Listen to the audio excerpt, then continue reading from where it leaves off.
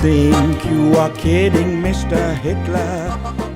Hello everyone. So, I went to see the Dad's Army feature film remake earlier this week, and despite all of the great films that are coming out at the moment, I had to push this one up the list for a very specific reason.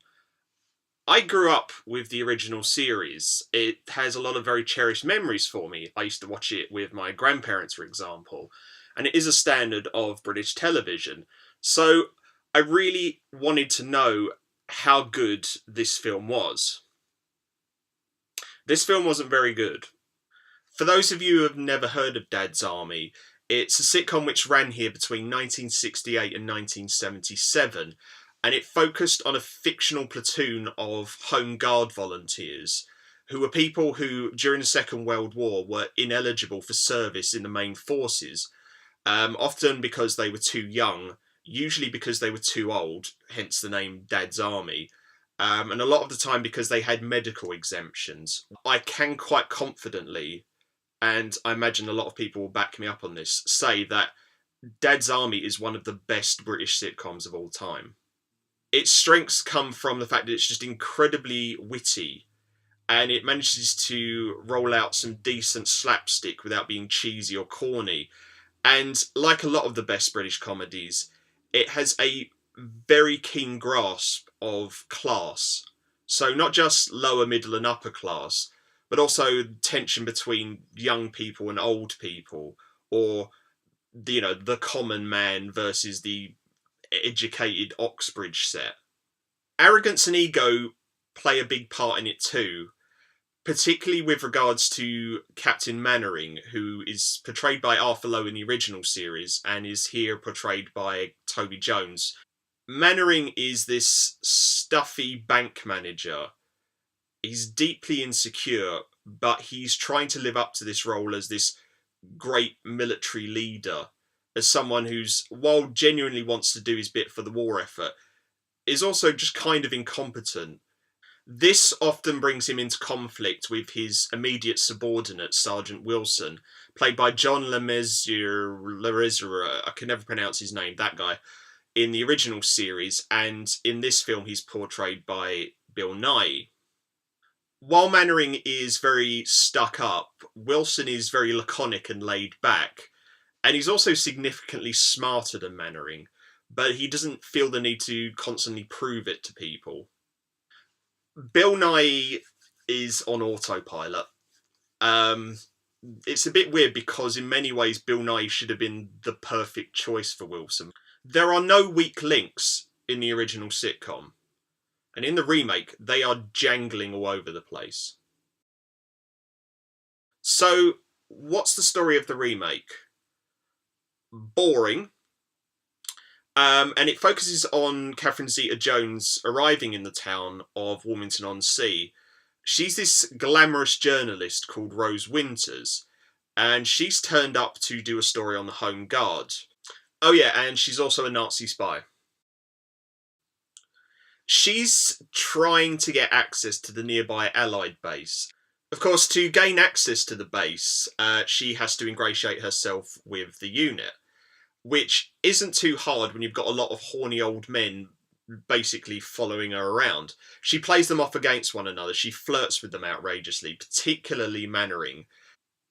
Now, as a plot, that's not a bad idea, but it just takes so long to get going, and it's just so anemic, and there's so many boring, pointless subplots that I spent most of my time sitting in the cinema wanting to chew my own arm off. The danger of any remake is the fact that, inevitably, the audience will be comparing it in their minds to the original. Both this film and the series have great actors in them. But the difference is that they were able to marry the perfect actor to the perfect character in the original series. And here, you're simply just left with great actors being great actors. Some of them get it right. Toby Jones gets it right. Mannering is great. Daniel Mays plays Private Walker perfectly, largely because Daniel Mays is a chancer. He's a spiv. That's Walker. Blake Harrison He's got the sort of gangly, awkward, wimpish Pike down. But there's one point in it which I found quite disturbing. There's a point in it where he's sort of hovering around Catherine Zeta-Jones trying to impress her. And I don't want to use the word rapey, but on a scale of Stupid Boy and Buffalo Bill from Silence of the Lambs, he's a little too far this way at one point for comfort. This might be treasonous, but I did not like Michael Gambon in this at all. Private Godfrey is another truly beloved character from the series because he's a cuddly old man. Whenever my sister-in-law sees the original Godfrey on screen, she always goes, "Oh, Michael Gambon, bless him, can't do cuddly." Tom Courtenay was my favourite thing about this entire film. His portrayal of Corporal Jones was excellent. And in many ways it's because he wasn't trying to be Clive Dunn. There's enough of Clive Dunn in it that it's comforting. But he also has a slightly harder edge to him. And it was just refreshing. And now we get to the great heresy of this movie.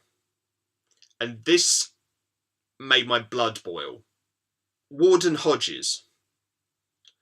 Warden Hodges is the primary antagonist of the series. Well, alright, apart from Hitler.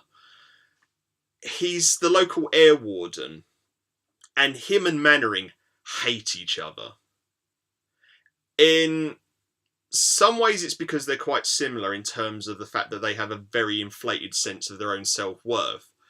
But also, Hodges has no time for Mannering's sort of pretension. And also, Hodges is kind of a dick. Martin Savage, who portrayed Hodges in this, was so weak and so out of his depth. Bill Patterson was in this as Fraser, because Scottish. He was okay. It was certainly in terms of looks, and I'm not going to say that you have to cast an actor based on their resemblance to the previous actor, but it was a little bit like, okay, well, yeah, okay, because you don't look like Fraser at all. But he was fine. He was fine. He though again, he's one of the ones who has the classic catchphrase from the series, which is literally, sorry Graham for this, but we're doomed. God. If Tom Courtenay was my favourite part of this film, Ian Lavender was my second favourite.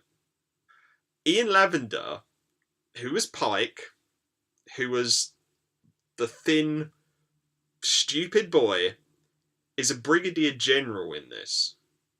He's only in it for a few minutes. Oh my god. He's a ballbuster, and he does it so well. He's a hard-as-nails general in this, and he is so good. I'm going to have to go back over his filmography. I need to see if he's done other stuff like this. Tom Courtenay, Ian Lavender are pretty much the highlights for me. They're the points where I was genuinely enjoying myself, which out of a 97-minute film isn't good. And this film's obviously, it's had mixed reviews on Rotten Tomatoes and IMDb. I did see one review, I think it was in The Independent, where the critic said that it had surpassed the original. I presume that was the day that they were just randomly handing out ecstasy at the Independent offices. If you want a feature-length version of Dad's Army, in 1971, the original cast made a feature-length version of Dad's Army. If you are curious, do not see it in the cinema. Wait for it to come out on home release and then rent it. Do not put down hard cash for it. It could have been a lot worse. That's the best thing I can say about it. So, that was Dad's Army. I'm going to see Deadpool next, which I suspect will be better than this. Whatever you guys are doing, have a good one. I see a rector and I want it into black. No colors anymore, I want